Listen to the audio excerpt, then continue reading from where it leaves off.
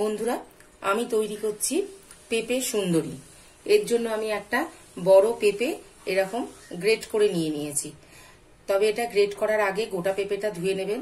Great করার পর কিন্তু এটা আর ধোয়া যাবে না।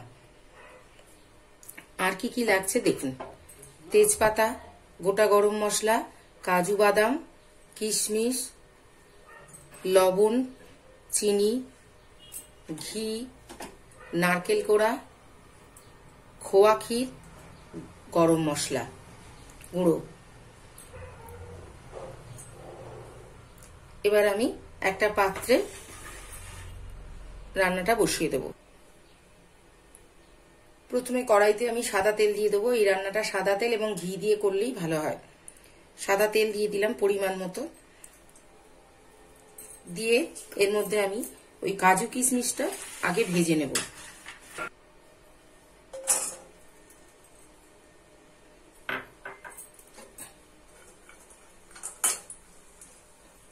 কাজু কিশমিশটা ভাজা হয়ে গেছে, এবার এটা আমি তুলে নেব। এবার ওই তেলের মধ্যেই আমি তেজপাতা আর গোটা গরম মশলাটা ফোড়ন দিয়ে দেবো। দিয়ে এর মধ্যে 2 চামচ ঘি দিয়ে দেবো।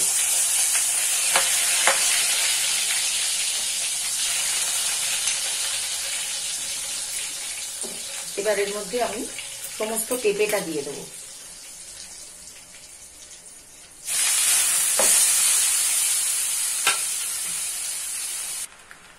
এবার পেঁপের মধ্যে যে জলটা আছে সেটা পুরোপুরি আমি শুকিয়ে নেব।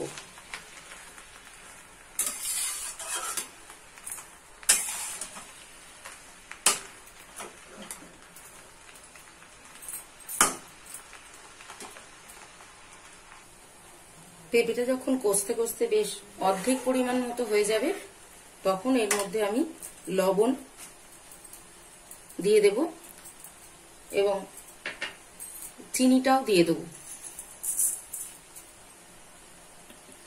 আর যে নারকেল কোড়াটা আছে তার অর্ধেকটা দেব, পুরোটা দেব না।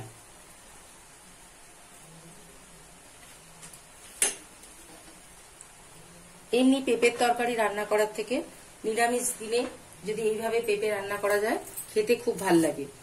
এটা রুটি, পরোটা, এমনকি ভাতের সাথেও খাওয়া যায়। এবার এটাকে বেশ কিছুক্ষণ কষতে হবে, কারণ লবণ এবং চিনি দিয়েছি, একটুখানি জল তো বেরোবেই। এর জন্য এই জলটাকে এবার শুকনো করে নিতে হবে।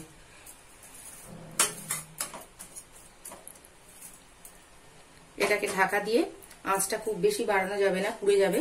ঢাকা দিয়ে এবার এটাকে সিদ্ধ করে নিলেই তৈরি হয়ে যাবে। তারপর ওপর থেকে বাকি যে সমস্ত উপকরণগুলো আছে সেগুলো মেশাবো।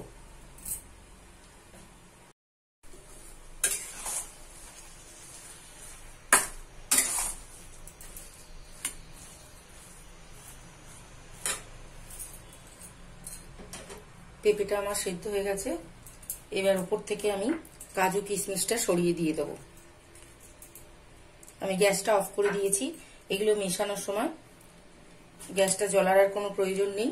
এবার দিয়ে দেবো 2 চামচ ঘি।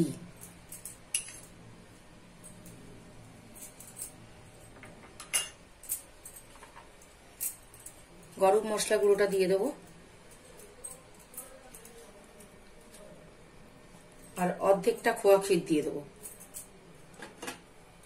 আর অর্ধেকটা উপর থেকে লাস্টে ছড়িয়ে দেবো। আর একটু নারকেল কোড়াও দিয়ে দিলাম।